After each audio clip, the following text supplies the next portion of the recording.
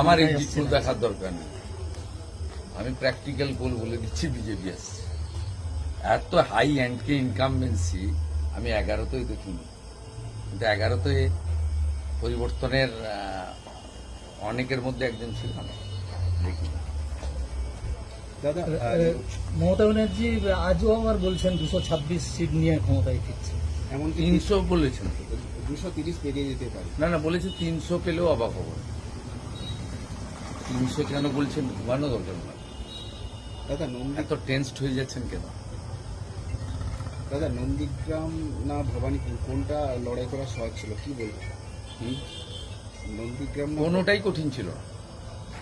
হিন্দুরা ঝাঁটিয়ে ভোট দিয়েছে এবং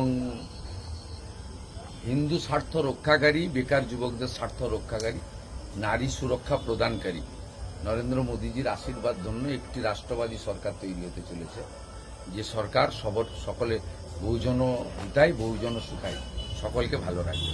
দাদা, মুখ্যমন্ত্রী বলেছেন যে দলীয় কর্মীদের মুসলমানদের ভোট ছাড়া, তাও পুরো ভোট পায়নি। আপনি দেখবেন এই যে আজকে একটু আগে চাণক্য দিয়েছে 8% মুসলিম বিজেপিকে ভোট করেছে। এখানেও আমি গতবারে 400 পেয়েছিলাম। আমার বিশ্বাস, আমি প্রাথমিকভাবে ভেবেছিলাম যে আমি 2000 মতো মুসলিম ভোট পেয়েছি। আমি নিজে বুথ ওয়াইজ হিসাব করলাম আমার নন্দীগ্রামের সবাইকে নিয়ে, এটা শেষ করলাম এক্ষুনি রিভিউটা। তা কাউন্টিংয়ের প্রস্তুতিও নিলাম নন্দীগ্রামে।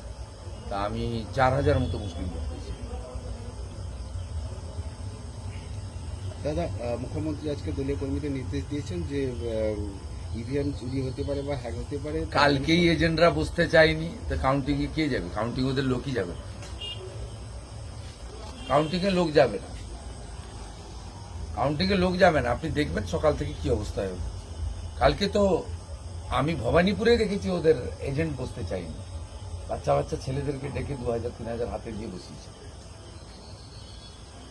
মক পোলিং এর সময় 50 জনের বেশি এজেন্ট ছিল না।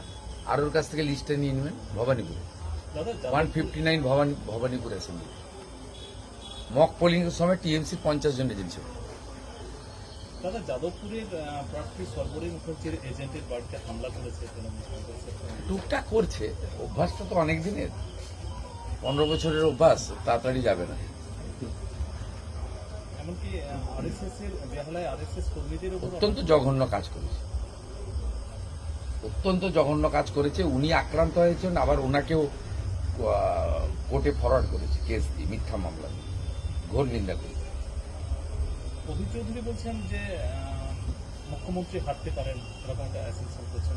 অদিতা অভিজ্ঞ নেতা, এটা তার ব্যক্তিগত মত। কংগ্রেস হিসেবে তো তিনি আশা করবেন না, কারণ সোনিয়া গান্ধী, রাহুল গান্ধী আর মমতা ব্যানার্জি মিলে মেয়েরা যাতে এমপি এমএলএ হতে না পারেন, তার জন্য কদিন আগে